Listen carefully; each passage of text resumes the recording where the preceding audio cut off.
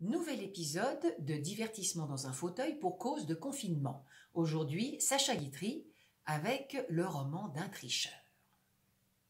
Je suis née à Tortizambert, petit village bien joli du Calvados, dont on voit le clocher à main gauche quand on va vers Troarn, en quittant Livaro.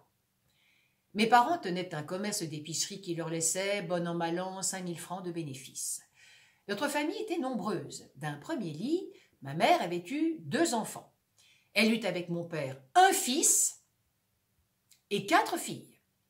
Mon père avait sa mère, ma mère avait son père, ils étaient quittes, si j'ose dire, et nous avions en outre un oncle sourd-muet.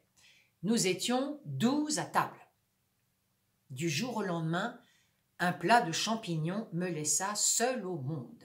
Seule, car j'avais volé 8 sous dans le tiroir caisse pour m'acheter des billes, et mon père en courroux s'était écrié « Puisque tu as volé, tu seras privé de champignons ».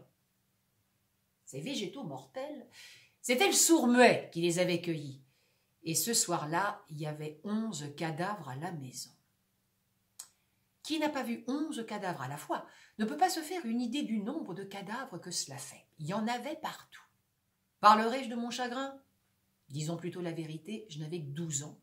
Et l'on conviendra que c'était un malheur excessif pour mon âge. Ben oui, j'étais véritablement dépassée par cette catastrophe. Et n'ayant pas assez d'expérience pour en apprécier l'horreur, je m'en sentais pour ainsi dire indigne. On peut pleurer sa mère, son père ou son frère. Mais comment voulez-vous pleurer 11 personnes? On ne sait plus où donner de la peine.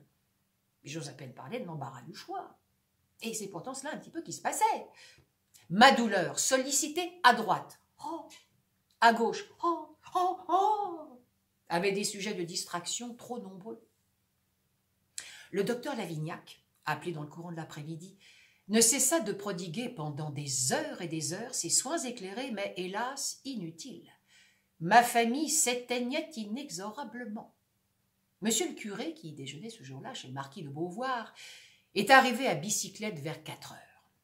On allait avoir bien besoin de lui. Dès 5 heures du soir, tout le village était chez nous. Le père Rousseau, paralysé depuis 20 ans, s'était fait porter jusque-là.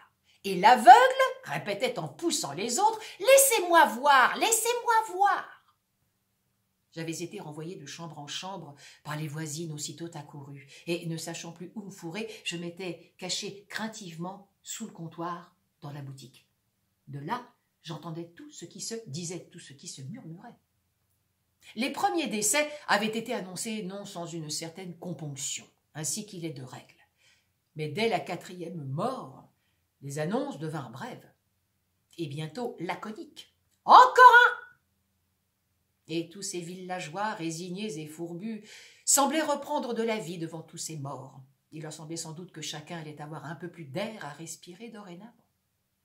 Et j'entendais des dialogues inouïs. « La grand-mère, pas encore, mais c'est l'affaire de 20 minutes.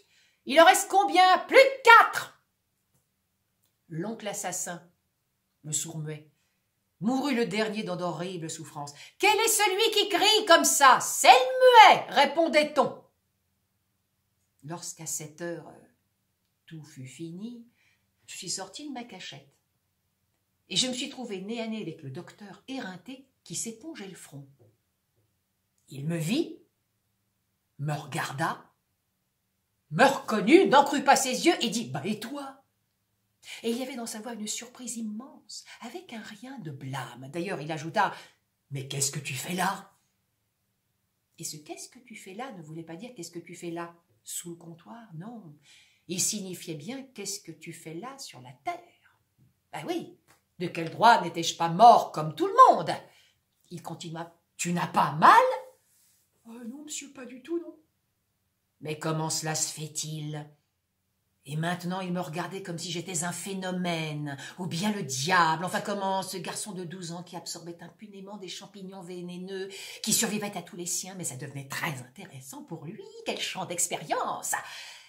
Et comme il m'a semblé qu'il se voyait déjà penché sur mes viscères, j'avouai la vérité. J'en ai pas mangé. Pourquoi? Et ce pourquoi, parti très vite, était extraordinaire. Des formations professionnelles, je veux bien, mais je jure qu'il l'a dit sur un ton de reproche. Alors comme il continuait, c'est « Pourquoi? Pourquoi ?» J'avouais la vérité. J'ai raconté mon crime et j'ai dit quel avait été mon châtiment. Alors, dans une esquisse de sourire, il eut un clignement d'œil qui semblait dire « Toi, pas bête. » L'histoire fit rapidement le tour du village et je laisse à penser les commentaires qu'elle souleva. Le jour de l'enterrement, derrière ces 11 cercueils que je suivais, la tête basse et les yeux secs, je me demandais si le fait d'avoir été miraculeusement épargné ne me donnait pas l'air un peu d'avoir assassiné tout le monde. Cependant que dans mon dos l'on chuchotait « Savez-vous pourquoi le petit n'est pas mort? C'est parce qu'il a volé !» Ben oui, j'étais vivant parce que j'avais volé. De là à penser que les autres étaient morts parce qu'ils étaient honnêtes. Et ce soir-là, m'endormant seul dans la maison déserte, je me suis fait sur la justice et sur le vol une opinion peut-être un peu paradoxale, mais que 40 ans d'expérience n'ont pas modifiée. Nouvel épisode bientôt.